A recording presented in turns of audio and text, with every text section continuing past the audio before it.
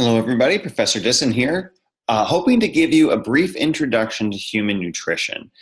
Everybody needs to understand even the most basic information when it comes to human nutrition, how our body utilizes, digests, and absorbs nutrients, if for no other reason than to be able to better combat a lot of the misinformation that exists out in the world right now when it comes to nutrition and health. So, where we're going to start is on digestion, because really, if we could only look at one area, it would be digestion. Because with the foods that we eat and the nutrients that we hope to obtain from those foods, it is our digested and absorptive mechanisms that really determine how much nourishment we actually take in from that food. So, while yes, it is of course important to think about the foods that we are eating, if we're going to take a perspective of nutrition and physical health, really the area we want to start with is here in digestion.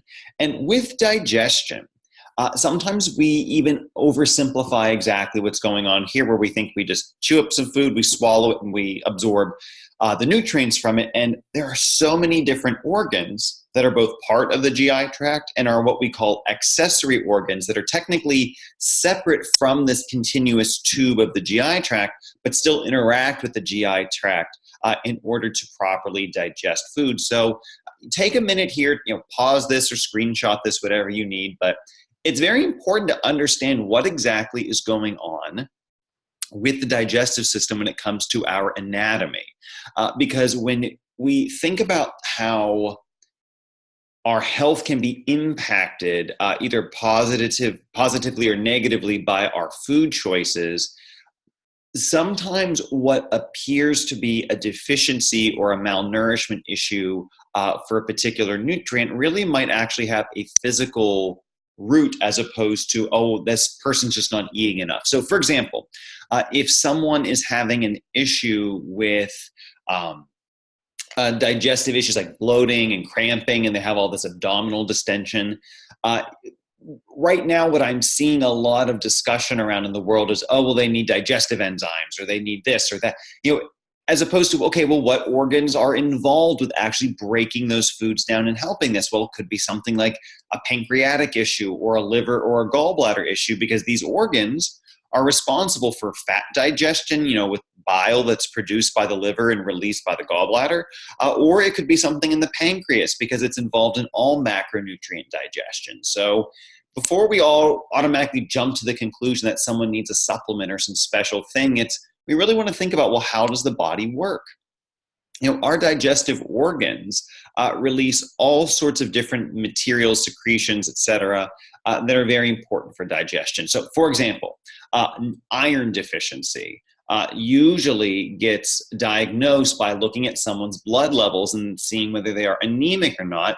And the knee-jerk reaction tends to be, give them an iron supplement. Well, maybe that has nothing to do with what's going on. I mean, look at the function of some of these digestive secretions.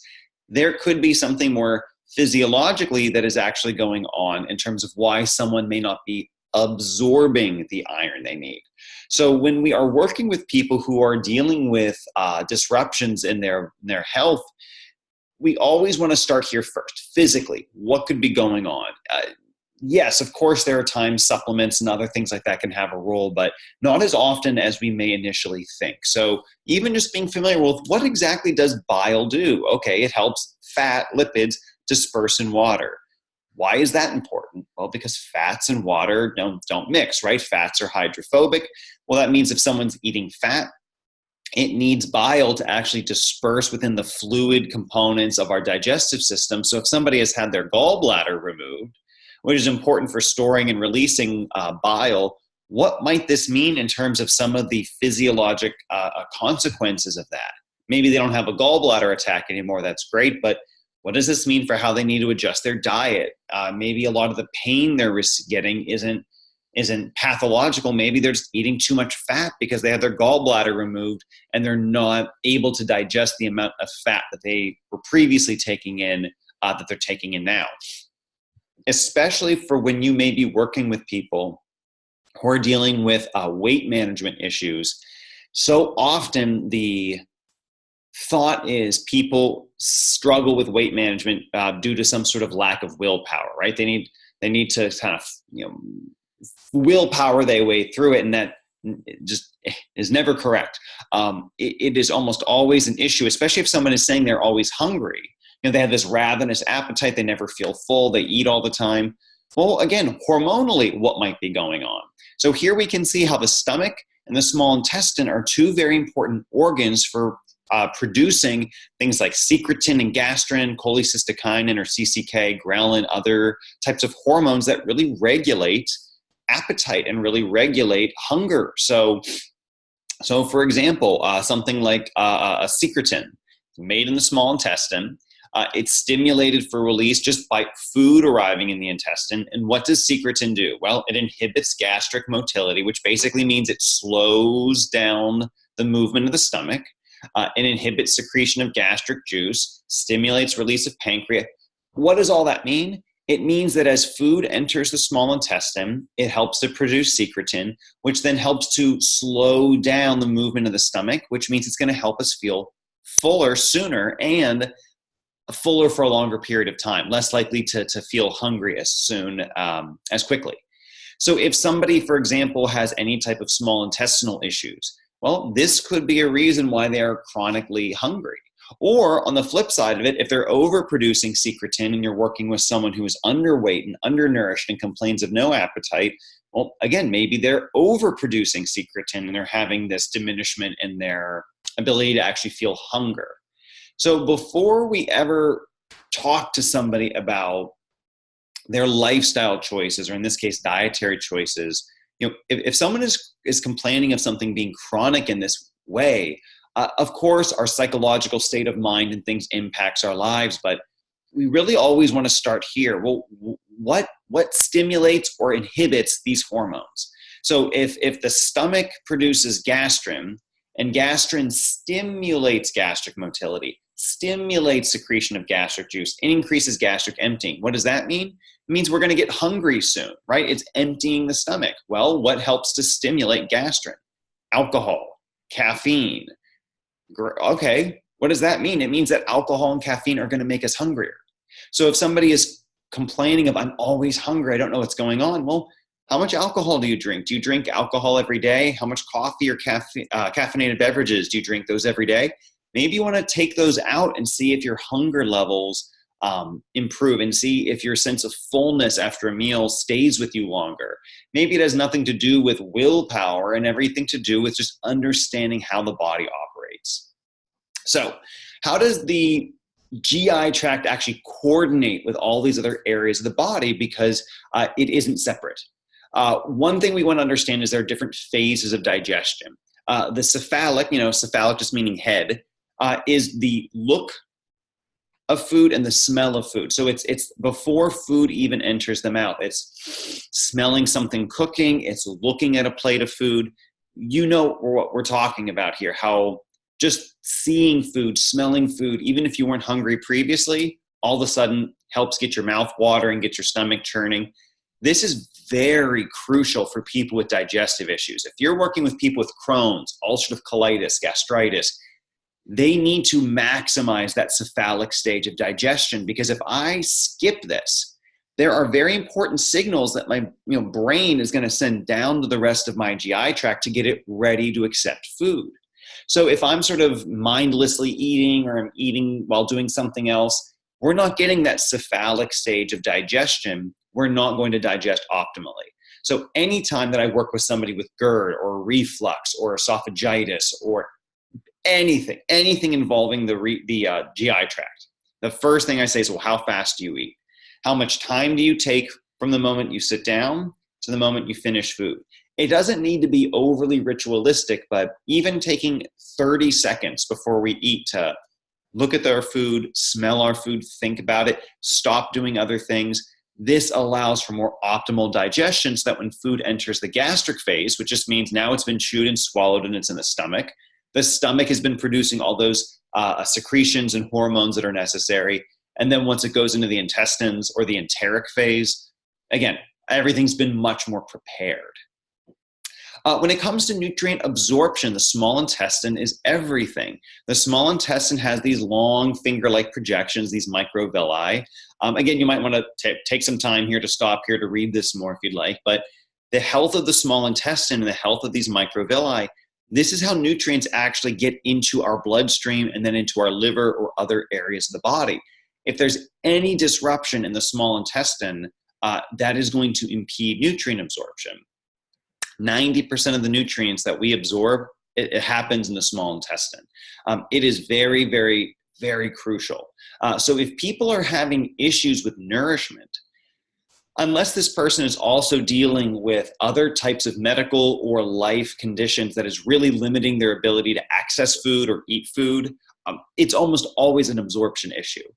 Very few people with anemia have anemia, at least in the United States, have anemia because they're not eating enough iron. It's because something is impeding the absorption of iron.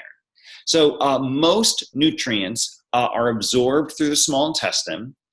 They move through here through what's called the enterocyte, which is basically the long cell of the small intestine. And it is absorbed into a capillary that takes that blood and all those absorbed nutrients to the liver. Now, fat-soluble nutrients, which we'll talk more about in a couple minutes, but these are nutrients that in order to be absorbed, to have what we call high bioavailability, high absorption, they need to be digested and absorbed in the presence of fat. Most will bypass the liver and go straight to our lymphatic system, and they are sent to the thoracic duct and then are circulated throughout the body. This is important because when you're working with people with lymphedema, when you're working with people who have lymphatic issues, well, this means that the more fat someone is taking in through their diet, the more fat is entering their lymphatic system. So if I have a lot of fat in my diet and that fat is being absorbed into my lymphatic system, what do you think that's going to do to the viscosity of the lymph? What do you think that's going to do to the aqueous nature of our lymphatic fluid? What do you think that's going to do for someone that's dealing with lymphedema or other types of lymphatic issues? Eventually, the nutrients that are circulated through the lymphatic system are delivered to the heart and to other parts of the body. They have to drain into the larger lymphatic vessels before they can enter the bloodstream. And it kind of goes beyond what we're able to cover today. But just to understand that nutrition is circulated through the body in a number of different ways. And so someone dealing with lymphatic issues really benefits from a lower fat diet because it's going to help their lymph flow much more better. That's not as taught. That was terrible grammar. Help their lymph flow much easier. Let's go with that one. All right, so carbohydrates. What exactly are carbohydrates? They are sugar. All carbohydrates at the end of the day are sugar molecules. This is not the same thing as a bag of sugar, so our vocabulary here matters a lot. But even fiber, what is fiber? So helpful. It's just a string of sugar molecules bound up together in a certain way. The healthiest population on earth are people who eat the majority of their calories coming from complex and simple carbohydrates. So when people are talking to you, should I watch my carbs? Guys, watch those carbs. That is not the right way to think about it. We are supposed to thrive on carbohydrates. And so when we talk to people about nutrition, we want to talk to them about food. Nobody eats carbohydrates, we eat food. And food contains all the various nutrients we're about to talk about. So really, it's not so much about whether I should eat a high carb, low carb, high fat, low fat, whatever diet. It's what foods tend to be associated with greatest health. And those are the foods we want to focus on. So if we want to look at this from a scientific point of view, now we can talk about, well, there's fats and proteins and carbohydrates, but please just keep that in the back of your mind that when we talk about carbohydrates, it's helpful for understanding the science of something, but this does not then always translate to whether a food is automatically good or bad just because it has a lot or a little of a particular nutrient. But hopefully that'll make more sense as we're going on. So simple carbohydrates are units of sugar that are either 1 or 2 units. So a monosaccharide is 1 saccharide, 1 sugar molecule. Disaccharide are 2. So our monosaccharides are glucose, fructose, and galactose. Our disaccharides are lactose, sucrose, and maltose.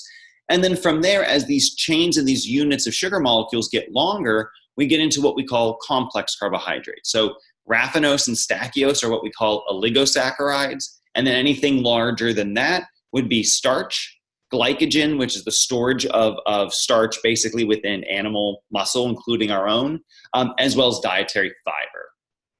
What makes fiber so unique as a source of carbohydrate is that because of the unique chemical bonds in fiber, we cannot actually digest or break down those carbohydrates. So that's why fiber doesn't provide us with any calories.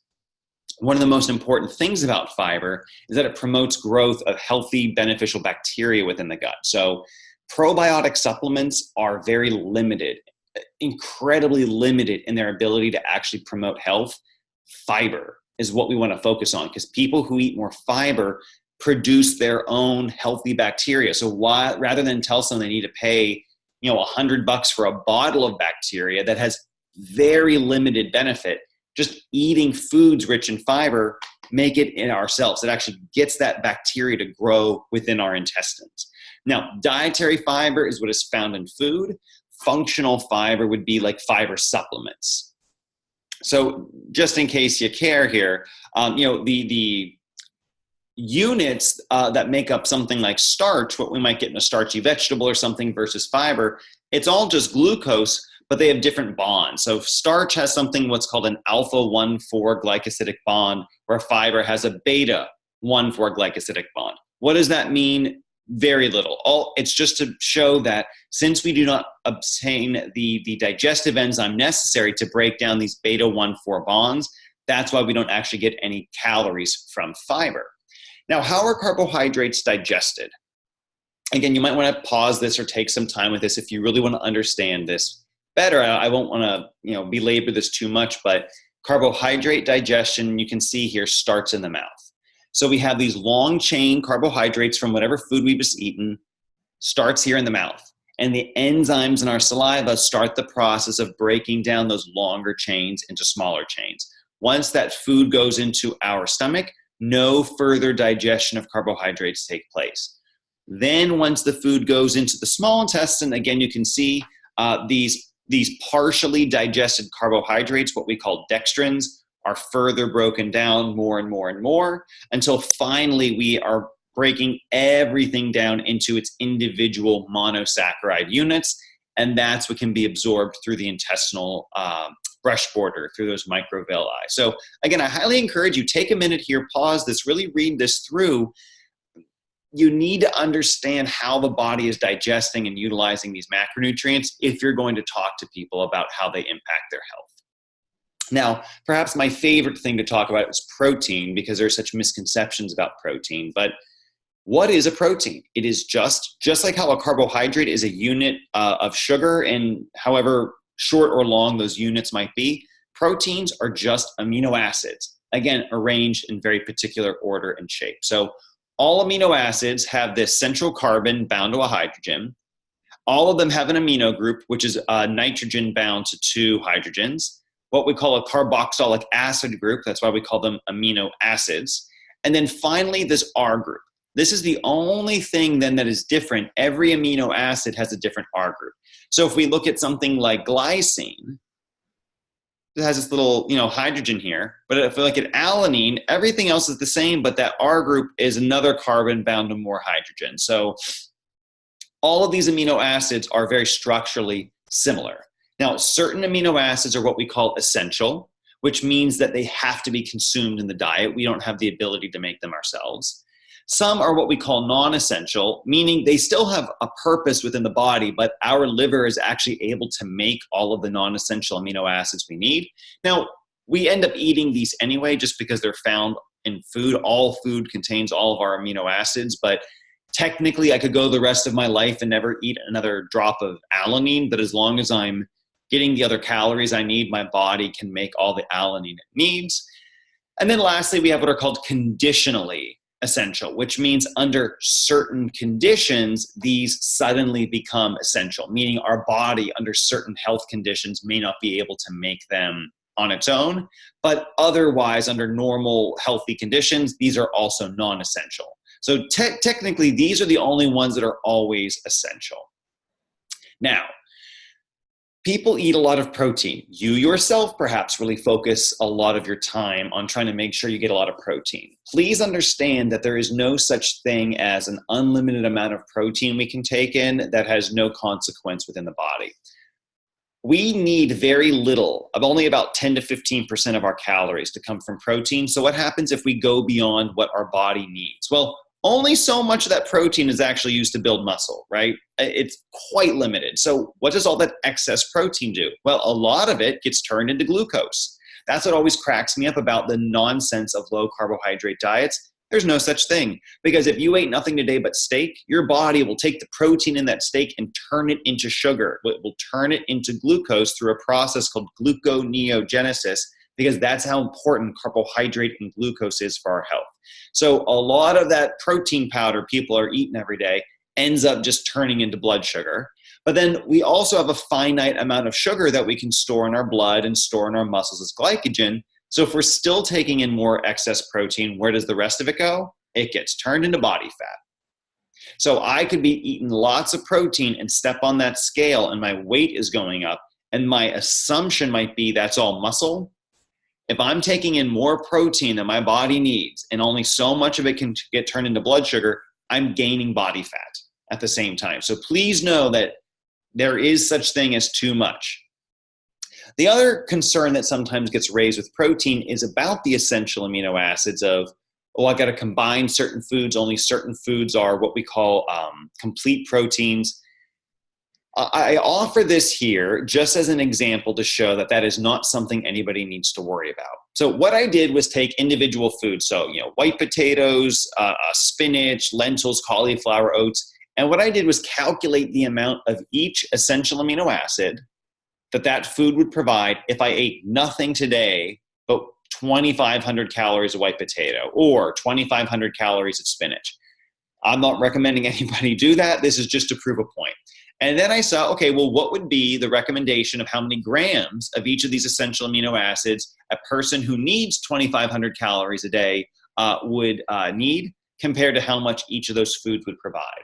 So you can see it right here. There's not a single food here that does not meet, or in most cases, dramatically exceed the amount of each essential amino acid that is necessary for the day.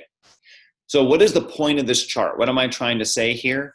If somebody is eating enough calories, they're meeting their protein needs and they're meeting their essential amino acid needs. It doesn't matter whether it's a plant source or an animal source or whatever. If they're eating enough calories, they're meeting their protein needs. And yes, this is true of athletes, because athletes need more protein because they need more calories, right?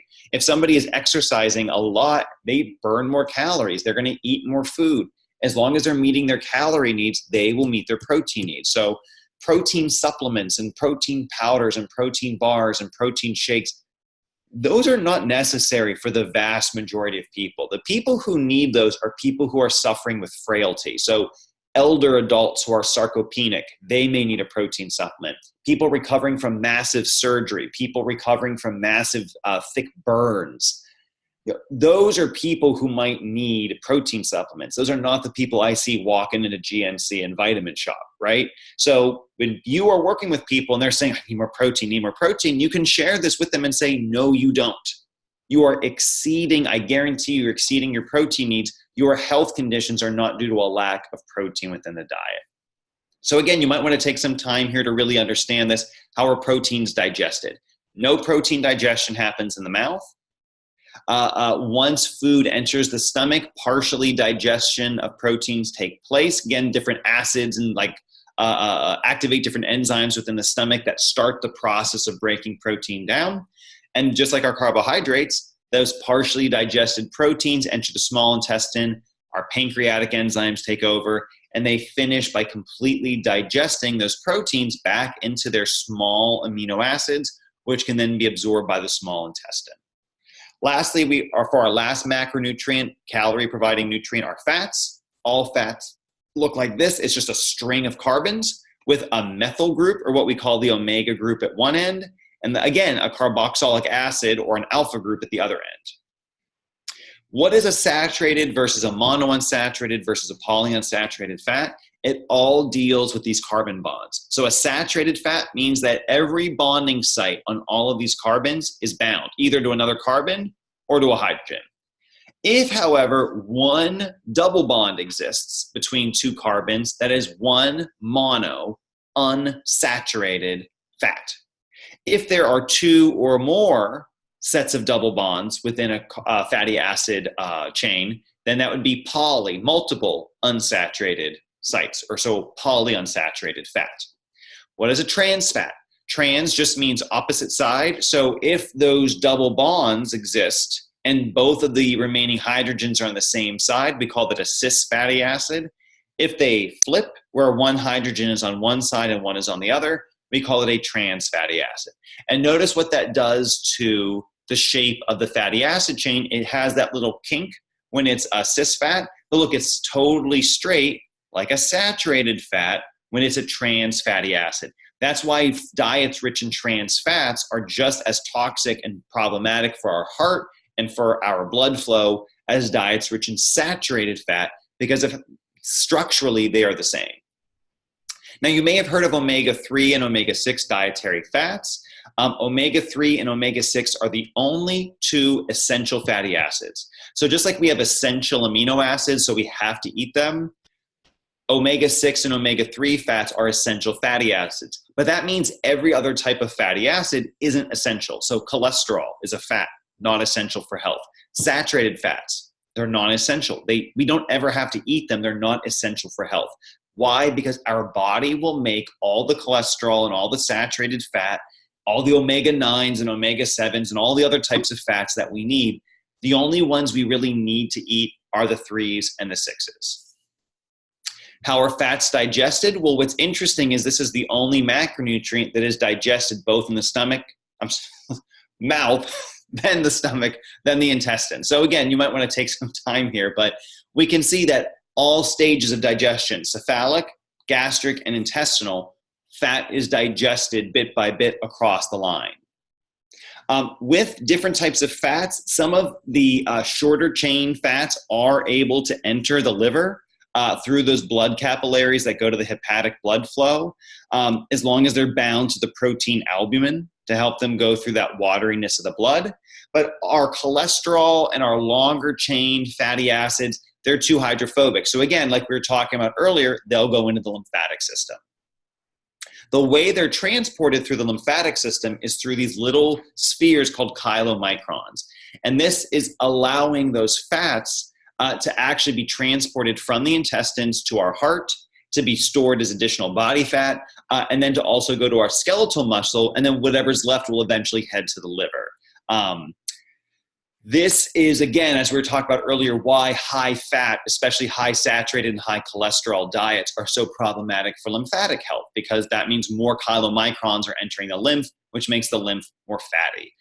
The reason why this happens is these chylomicrons they're too large to enter those capillaries. So first they're transported into our lymphatic system via these lacteals, which are just the tissues that absorb in those aspects of the small intestine, the brush border, the microvilli of the small intestine. So that is how we're allowing the body to transport these large chylomicrons, these fat droplets, if you will. These spheres really would be a better way to say it. And whatever remnants are left as they're transporting fat to the skeletal muscle and to the adipose tissue and to our cardiac tissue, then whatever's left will be delivered to the liver. So this is now where we get into some of those terms you may have heard of before, like LDL cholesterol and HDL cholesterol. What they're referring to are these chylomicrons, these spheres. But as you can see, a chylomicron, a large percentage of its mass is triglycerides, these fat droplets. As it's transported through the body, it's losing those triglycerides. It gives some to the heart, and then it gives some to our adipose tissue, et cetera. And so as it goes through, it goes from chylomicron to very low density lipoprotein, or VLDL, IDL, or intermediate density lipoprotein, LDL, low density lipoprotein, and then when there's almost no triglycerides left, we have HDL, or high density lipoprotein. what is a healthy diet at the end of the day when it comes to these macronutrients we've looked at? If we're looking at what the most robust science has to show us right now, it would be 10 to 12, 10 to 15% of our diet to come from protein, about anywhere between half to about 3/4 of our calories to come from minimally processed foods that are sources of carbohydrate, that we're getting at least 14 grams of fiber for every 1,000 calories we eat. This is the minimum. This is just to prevent like constipation. We really, ideally, most people need 50 grams or more of fiber a day for really robust health. We want to typically keep our fat intake less than 15 to 20% of our calories. There's no need for a saturated fat, so the lower the saturated fat, the better. Getting about 5 to 10% of our calories from omega-6 fats, which again, if you go back, are nuts and seeds. Getting about approximately 1% of our calories from omega-3 fats. That would be things like walnuts, flax seeds, hemp seeds, chia seeds. And no need for cholesterol because it, again, is a non-essential fat that can be problematic in excess. So for your own health, if nothing else, see how your own dietary habits, reflect into this and see whether or not you yourself may have some things you may want to look at. But when you are talking to your colleagues or to your patients about what healthy eating looks like, this at least can be a good primer to get started with. And then, of course, you can always refer out to nutrition professionals for more specific information, but this is a very good guideline to follow. Now, I know we've been talking a lot. I just want to spend a couple more minutes to look at a few other things with nutrition. What are vitamins? People spend a lot of time talking about vitamins without really knowing what they are. So here are the fat-soluble vitamins, which means these are vitamins that have to be absorbed in the presence of fat. A vitamin is just a chemical compound, right? It's just a complex chemical compound that has a particular role within the body. So vitamin A and sometimes what is considered a subset of vitamin A are carotenoids. This is important for gene transcription, keeping the immune system healthy. Carotenoids in particular have antioxidant functions. Vitamin A is very important for bone and tooth health, blood health, eye health, and carotenoids also have some heart protective benefits. Vitamin D, which most people do need to usually get via a supplement, but that's a whole other conversation in of itself. Also very important for bone health, blood health, but also for gene transcription. Vitamin E is a very potent antioxidant, et cetera, et cetera, et cetera. And then vitamin K, two of its most important jobs are blood clotting and the formation of our bone. So I just want to show here for people who might be osteopenic, osteoporosis, worried about bone health. Yes, and we'll talk about minerals. Yes, things like calcium matter, but look at how many of these other vitamins are also involved in bone health. Vitamin A, vitamin D, vitamin K. So we can have conversations with people to really help them understand the broader ideas of, well, if you want to keep your bones healthy or prevent a fracture, it's more than just calcium. There's other vitamins that we want to make sure we're getting in our diets as well.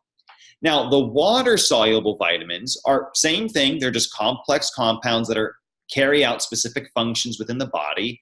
But unlike fat-soluble vitamins, water-soluble vitamins are soluble in water, which means since we're full of water, these are very easily absorbed. Now, if I can go back 1 second, our fat-soluble vitamins are very stable in heat. Our water-soluble vitamins, not so much. So if I took food and I really cooked it to death, the fat-soluble vitamin content of that food will actually be relatively stable, but I might lose a lot of my water-soluble vitamins. And so, again, take some time with this if you'd like. You have this to refer to, but just to understand how simple adjustments or simple things to keep in mind when it comes to cooking methods can really help maximize the amount of these vitamins. So what are the water-soluble vitamins? They're all of our B vitamins: thiamine, riboflavin, niacin, pantothenic acid, vitamin B6, biotin, folate, and vitamin B12, and then vitamin C. These are all of the water-soluble vitamins. And I won't read through these all here. You have this here. But again, you can start to get an idea of the general function of each one of these. Now, choline and carnitine are two amino acids. The reason why they're included here is because these are non-essential amino acids, but that are sort of being debated right now, whether there might be some conditionally essential qualities to them right now. So they're sort of added here because they don't really fit anywhere else. But just in case, you yourself hear about these amino acids or somebody asks questions, well, just gives you a little idea of what their general function tends to be. Now, minerals are different from everything else we've looked at. Vitamins and our fats and our carbohydrates and our proteins, these are compounds, right? Different molecules all come together. Minerals are just like, it's the periodic table, right? They're just elements, right? It's iron, it's copper, it's calcium. So they're different. They cannot be destroyed. So I could put a potato in the oven and cook it till it's ash. All the mineral content is the same because heat does not destroy elements. Heat does not destroy minerals. We have two different classifications for minerals. We have our major minerals, which usually, this is by no means always the case, but typically are ones that we need 100 milligrams per day or more of. Trace minerals, they're just as important. It just means we need less of them. So our major minerals are calcium, phosphorus, magnesium, sodium, chloride, and potassium. And again, you can kind of see here a general overview of their major functioning.